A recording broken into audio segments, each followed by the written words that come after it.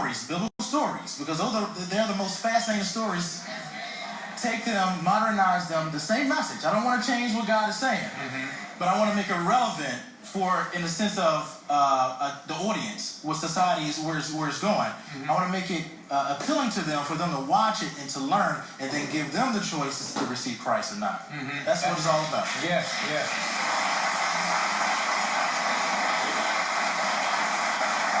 It's as though you're providing them a contemporary opportunity. That's right.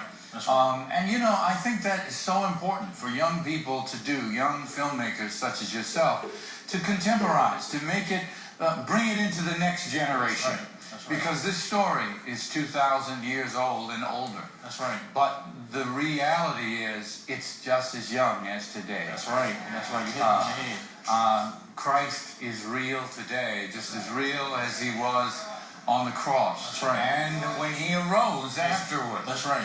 So I'm so glad he rose in my heart and in yours as well.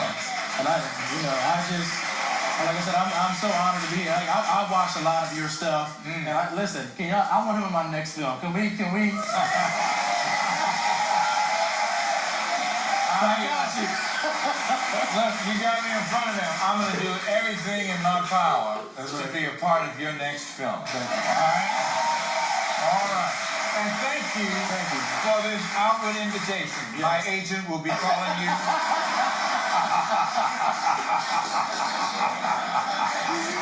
I got a good one. I got a good one. We got you on tape. Yes. Yeah, making me an offer. I love it. Well, listen, why did you choose the story of Bathsheba? Although we've kind of answered that question, Yes. but why the story of Bathsheba as opposed to another biblical character?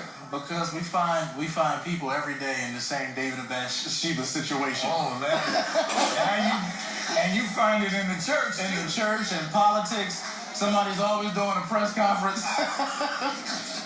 I wanted to make it. It's not the thing of being perfect, because we're not perfect. Right.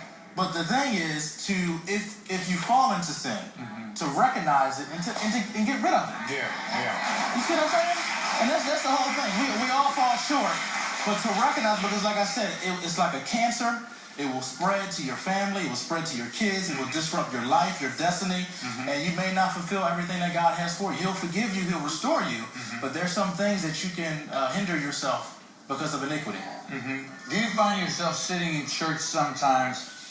Now, check this out. Okay. And I know you can relate to this, because as a creative entity myself, I find myself sitting in church. Two things happen when I'm listening to my pastor preach. First things first, I'm listening for a sermon I can share with somebody else. That's right. Let's face it, preaching is just about that. Hearing a good story about Jesus and then telling somebody else what you heard. That's right. That's right. You know, that's how this gospel has gone on down through the years. That's right. Somebody met Jesus and said, "Come see a man who told me everything I've ever done." That's right.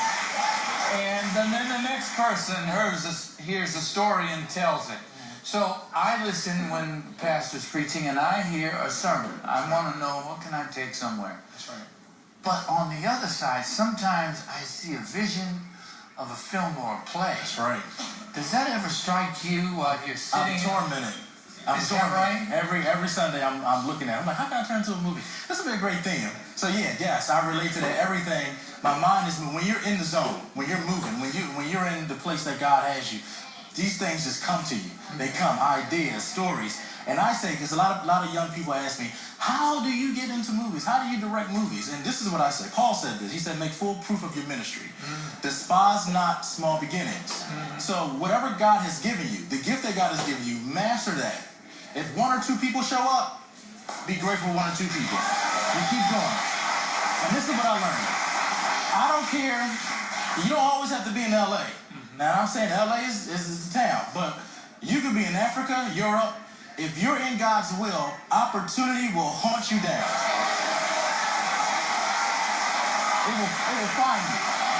Opportunity will find you. And I believe that. So it's about focus on God's will, mastering your craft, focus on it, building your craft, Larry, and opportunity will chase you. You'll be running away from opportunity. So many opportunities. That's right. You know, I'm a believer of that. That's right. I really do think so. And here's the other thing you got to tell these folks. Yes. That is, act on your opportunities Yes. quickly. That's right. Because if you don't, That's right. somebody else will. Hey, creative thought That's is right. floating around out here. I'm not saying it's